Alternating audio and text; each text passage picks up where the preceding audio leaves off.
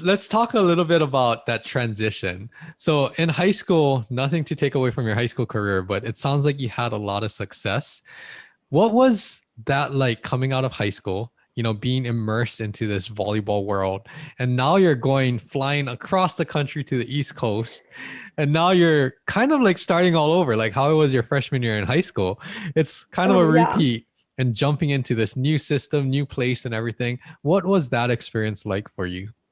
it was crazy. I mean, I'm not gonna lie, but like you said, going from California, moving basically as far away as I can back to New Jersey, it was definitely an experience. Whether it was my first winter there, which was the worst winter they said they'd had in 50 years, so that was just snowing all the time. Different people over there on the East Coast, New Jersey and New Yorkers.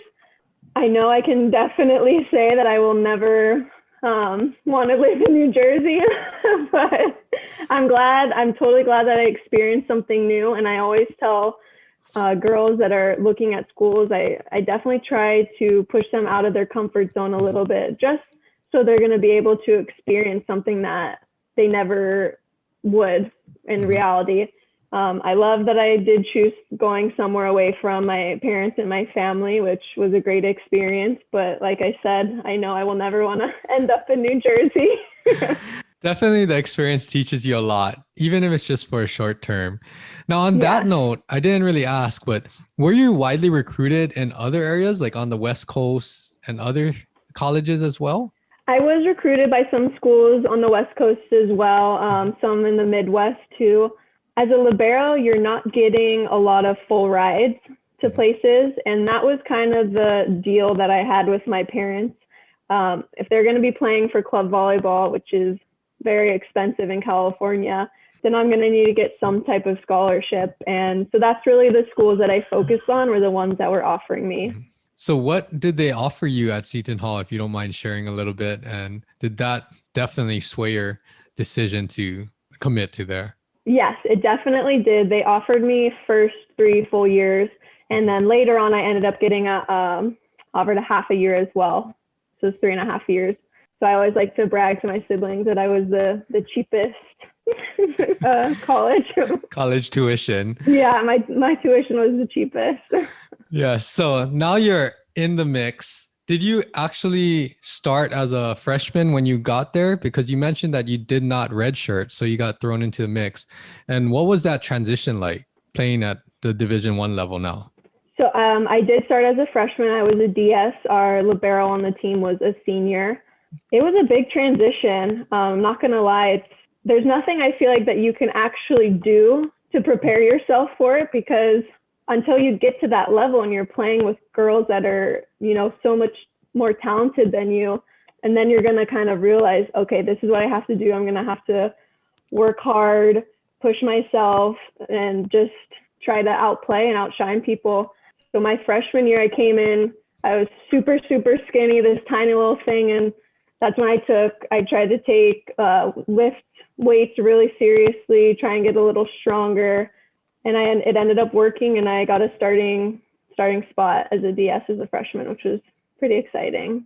That is definitely exciting. So I'm glad you touched on that. So in high school and things, in California with volleyball, club volleyball, is there a lot of focus on strengthening for your sport or any type of strength and conditioning? When I was in high school and in club, they were not really worried about lifting or anything like that.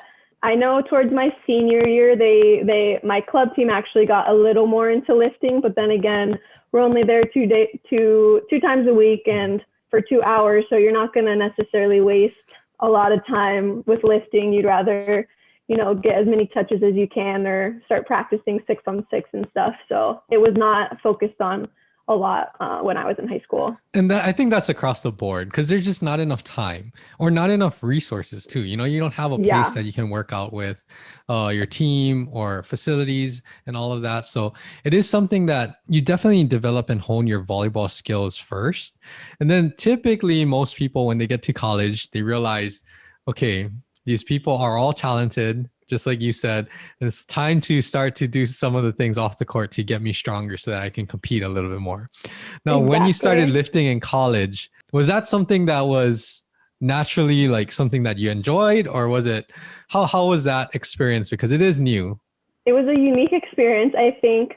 So I remember going into, so I was a senior in high school, about to go in the summer, and they emailed us, our trainer at Seton Hall emailed us, here's some things that you can do over the summer. And I remember getting in, I just had no idea what any of these exercises were or what any of these like lifts were. So that was kind of an eye-opening experience. So then I was like, shoot, I really need to, step up my game right now. So it helped a little bit that they prepared you. And then I thought I did not want to be the one, last in running or not knowing how to do stuff. So I was super grateful that they did end up showing that. But lifting is tough for me. I feel like I'm always injured. So, and I hate saying, oh, this hurts or this hurts. So I ended up just lifting anyways, which is not the best thing to do. Yes. And we'll get to some of the experiences dealing with the injuries in a second too.